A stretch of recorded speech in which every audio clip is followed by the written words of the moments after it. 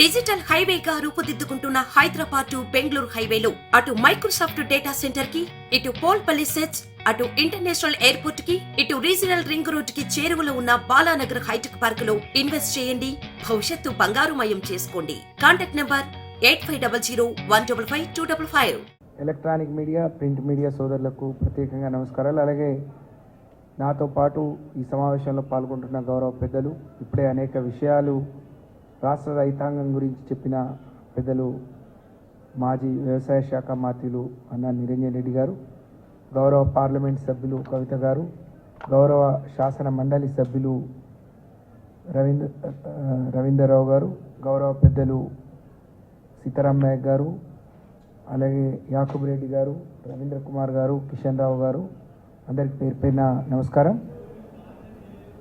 BRS party ఆధ్వర్యంలో 3వ తారీఖు నుంచి పార్లమెంట్ సమీక్ష సమావేశాలు జరుగుతూ ఉన్నాయి. ఇది 9వ సమీక్ష సమావేశం. మహబూబాద్ పార్లమెంట్ సమీక్ష సమావేశం ఈరోజు నిర్వహించుకోవడం జరిగింది. మహబూబాద్ పార్లమెంట్లోని 7 అసెంబ్లీ నియోజకవర్గాలతో పాటు రాష్ట్రంలో గౌరవ మాజీ ముఖ్యమంత్రి వర్యులు బీఆర్ఎస్ పార్టీ అధినేత కల్వకుంట్ల చంద్రశేఖరరావు గారు ఎవరినైతే ముఖ్యులు ఒక స్టీరింగ్ కమిటీ వేశారో, గౌరవ వర్కింగ్ ప్రెసిడెంట్ కేటీఆర్ గారు, గౌరవ పెద్దలు పోచారం శ్రీనివాస్ రెడ్డి గారు, గౌరవ పెద్దలు హరీష్ రావు గారు, గౌరవ పెద్దలు కడియం శ్రీహరి గారు, గౌరవ పెద్దలు నిరంజన్ రెడ్డి గారు, ప్రశాంత్ రెడ్డి గారు, మధుసూదనాచారి గారు, అలాగే పార్లమెంట్ పరిధిలోని గౌరవ ప్రజాప్రతినిధులు, బీఆర్ఎస్ నాయకులు ఇందులో పాల్గొనడం జరిగింది. ఈ 9వ సమావేశానికి మొదటి నుంచి 3వ తారీఖు మొదలుపెట్టినప్పటి నుంచి ఇప్పటి వరకు మేము ఆహ్వానించిన ప్రతినిధులతో పాటు అత్యధికంగా ప్రతినిధులు వస్తూ ఉన్నారు. ప్రతి ఒక్కరూ రాష్ట్ర పార్టీకి వెళ్ళాలి, ముఖ్య నాయకులను కలుసుకోవాలి అని చెప్పి మరి వస్తున్నట్టుగా భావిస్తూ ఉన్నాం. నాయకులు కేసీఆర్ గారికి చిన్న ప్రమాదం జరగడం, అందరూ కూడా మరి బాధలో నిరాశలో ఉన్న క్రమంలో కూడా ఇంత పెద్ద ఎత్తున కార్యకర్తలు నాయకులు రావడం అనేది ఒకవైపు ఓటమిని జీర్ణించుకోలేకపోతున్నా, ఇంకోవైపు కాంగ్రెస్ పార్టీ ప్రజలకు నెరవేర్చలేని ఆకాశమే హద్దుగా అనేక హామీలు ఇచ్చింది. వాటి మీద ఇప్పుడే అన్న చెప్పినట్టు అనేక హామీలు దాటవేసే ప్రయత్నంలో ఉన్న క్రమంలో మళ్ళొకసారి బీఆర్ఎస్ పార్టీ గొంతుకనై పార్లమెంట్లో వినిపించాలనే ఆకాంక్ష నాయకుల్లో, కార్యకర్తల్లో చాలా ఉత్సాహంగా కనిపిస్తూ ఉంది. ఈరోజు కూడా పెద్ద ఎత్తున నాయకులు, కార్యకర్తలు వచ్చారు. పార్టీ పటిష్టమైన నిర్మాణం చేపట్టాలని, భవిష్యత్తులో బీఆర్ఎస్ పార్టీ నాయకులను ఏ విధంగా కాపాడుకోవాలి, కాంగ్రెస్ పార్టీ ఇచ్చిన హామీల నుంచి వెనక్కిపోతే ఏ విధంగా ఎదుర్కోవాలి, ఏ విధంగా ప్రజల పక్షాన ప్రజల గొంతుకనై ఏ విధంగా పోరాటం చేయాలి అని చెప్పి అనేక విషయాల మీద కార్యకర్తల, నాయకుల సలహాలు, సూచనలు కూడా పార్టీకి ఇవ్వడం జరిగింది.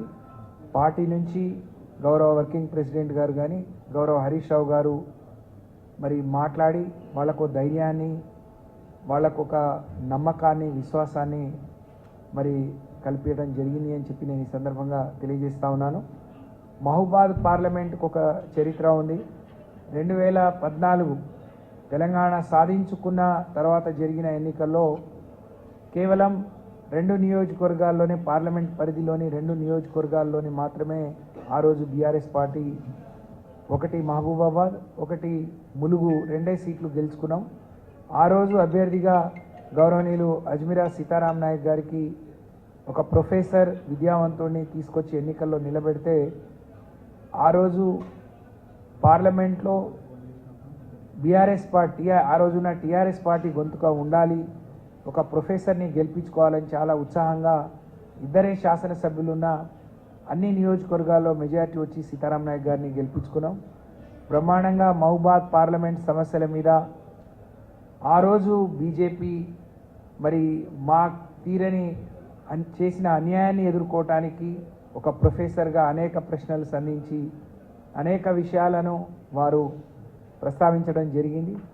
ఆ తర్వాత 2018 జరిగిన ఎన్నికల్లో కూడా తిరిగి 3 సీట్లు మాత్రమే మేము గెలుచుకోగలిగినాం. ఒకటి నర్సంపేట, ఒకటి మహబూబాద్, ఒకటి డోర్నకల్. తిరిగి కేసీఆర్ గారు ఆశీర్వదించి మాళవత్ కవిత గారికి అవకాశం ఇస్తే మొదటిసారి 75 ఏళ్ల భారతదేశ స్వాతంత్ర్యం వచ్చిన తర్వాత ఒక గిరిజన మహిళ మరి ఏ రాజకీయ పార్టీ గుర్తించి ఇవ్వలేదు. అలాంటి ఒక మహిళకు అవకాశం ఇస్తే 3 అసెంబ్లీ నియోజకవర్గాల్లోనే మేము గెలిచి ఉన్న సుమారు 1,50,000 మెజార్టీతోని ఆ రోజు మహబూబాద్ పార్లమెంట్లోని ప్రజలు బీఆర్ఎస్ పార్టీ అభ్యర్థిని గెలిపించడం జరిగింది. తిరిగి ఈ ఎన్నికల్లో మాకు ఒకటే